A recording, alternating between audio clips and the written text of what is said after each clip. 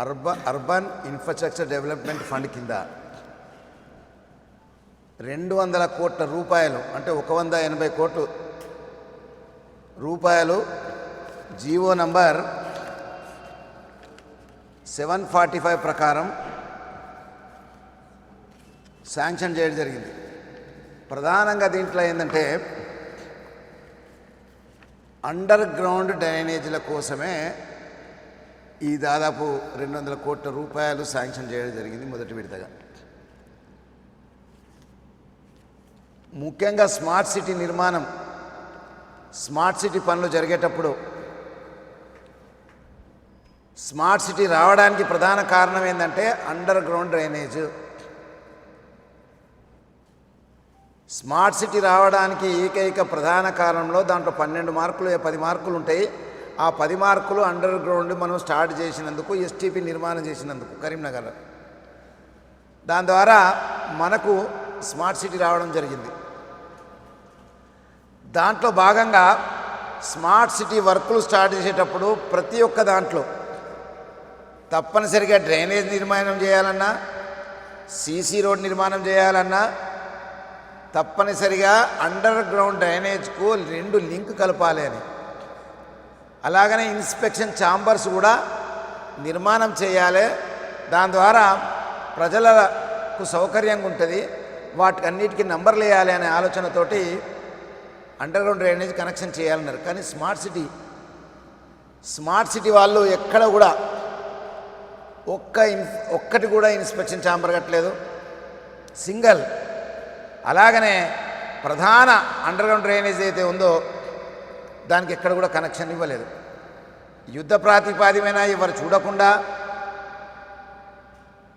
Connections ఇవ్వకుండా, inter connections ఇవ్వకుండా, Adani main trunk line కూడా కనెక్షన్ ఇవ్వకుండా నిర్మాణం చేయడం జరిగింది.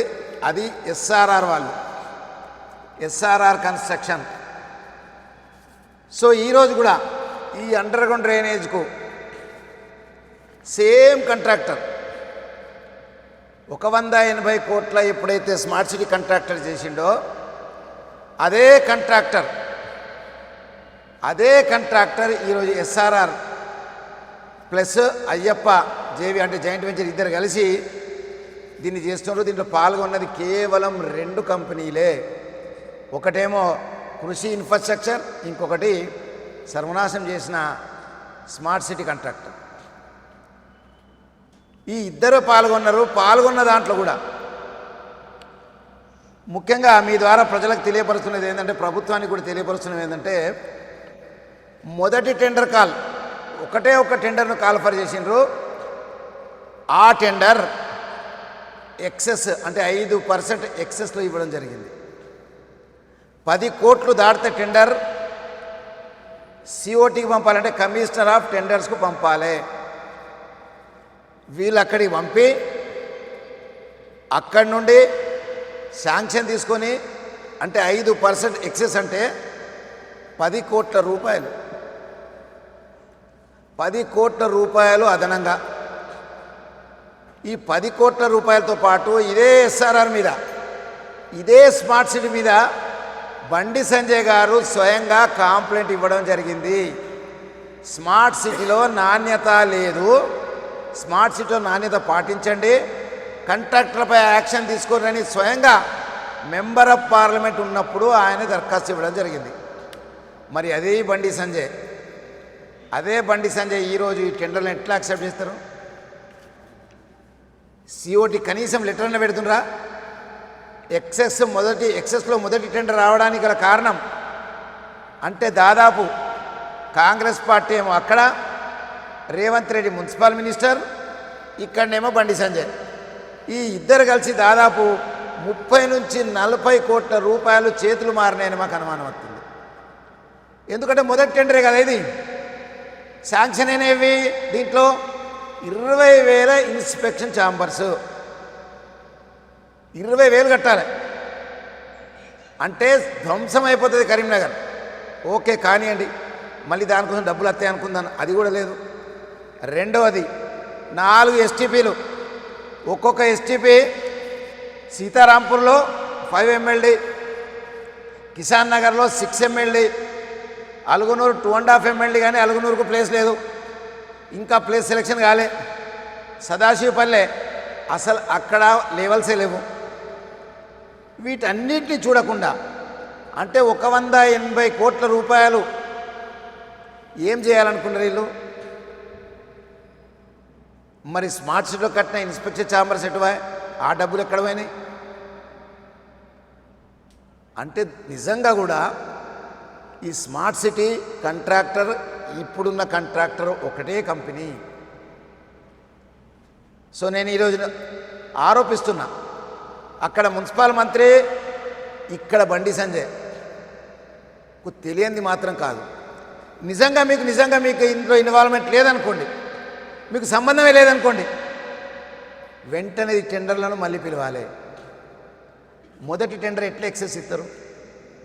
నేను చాలా చెప్తున్నా, మీకు నిజంగా కూడా కరీంనగర్ ప్రజలపై ఏ మాత్రం గౌరవం అభిమానం ఉన్నా కానీ 15% లెస్ ఎత్తే 30 కోట్ల రూపాయలు బతుకుతాయి. మీరు 10 కోట్లు అదనంగా ఎక్సెస్ తోటి ఇస్తుండ్రు. ఎంతమందిని మేనేజ్ చేసుకున్నారు? అగ్రిమెంట్ అయింది. నేను రెండే విషయాలు మీ ద్వారా తెలియజేసుకున్నా. ఏంటంటే కరీంనగర్ను ఒక సుందరంగా తయారు చేసే ఆలోచనతోటి మనం స్మార్ట్ సిటీ తీసుకొచ్చుకున్నాం. మరి ఆ కాంట్రాక్టర్ మీద ఎన్ని ఆరోపణలు ఉన్నాయో పత్రికా మిత్రులతో పాటు కరీంనగర్ ప్రజలందరికీ కూడా తెలుసు. ఈరోజు లెవెల్స్ లేవు, మళ్ళీ అదే కాంట్రాక్టర్ అయితే ఏం ధ్వంసం అవుతుంది? ఏమైనా లాభం ఉంటుందా కరీంనగర్కు? దయచేసి ఆలోచించండి. డబ్బుల కోసమే కాంట్రాక్ట్, ప్రజల సౌకర్యార్థం కోసం మాత్రమే ఇది కాదు. ప్రజల కోసం సౌకర్యార్థం అయితే తప్పనిసరిగా మన టెండర్లలో పొల్యూషన్ గారు ఇద్దరే పార్టిసిపేట్ చేసినారు, ఇద్దరు ఎక్సెసే.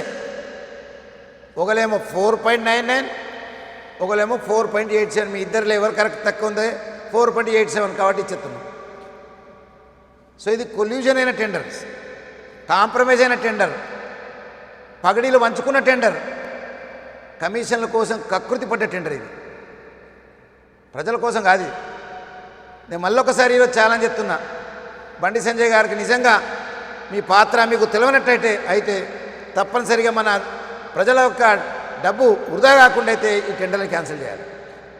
మళ్ళీ రీటెండర్లు పిలవాలి, అప్పుడే జనాలు మిమ్మల్ని నమ్ముతారు. ఒక మెంబర్ ఆఫ్ పార్లమెంట్ చేసారు, మీరే కంప్లైంట్ ఇచ్చారు స్మార్ట్ సిటీ మీద. కాంట్రాక్టర్ అవినీతి పరుడని, కాంట్రాక్టర్ అదని ఇదని మీరే విజిలెన్స్ కంప్లైంట్ ఇచ్చిండ్రు. మరి ఈరోజు అదే కాంట్రాక్టర్ కదా, అదే పొల్యూషన్ టెండర్ కదా. కాబట్టి వెంటనే ఈ 200 కోట్ల టెండర్లు దాదాపు వెంటనే క్యాన్సిల్ చేయాలని మేము డిమాండ్ చేస్తున్నాం. క్యాన్సిల్ చేసి వెంటనే టెండర్ను పిలవాలి.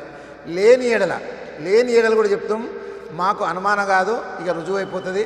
దీంట్లో మీ యొక్క ఇటు కాంగ్రెస్ పార్టీ, ఇటు మన రేవంత్ రెడ్డి బండి సంజయ్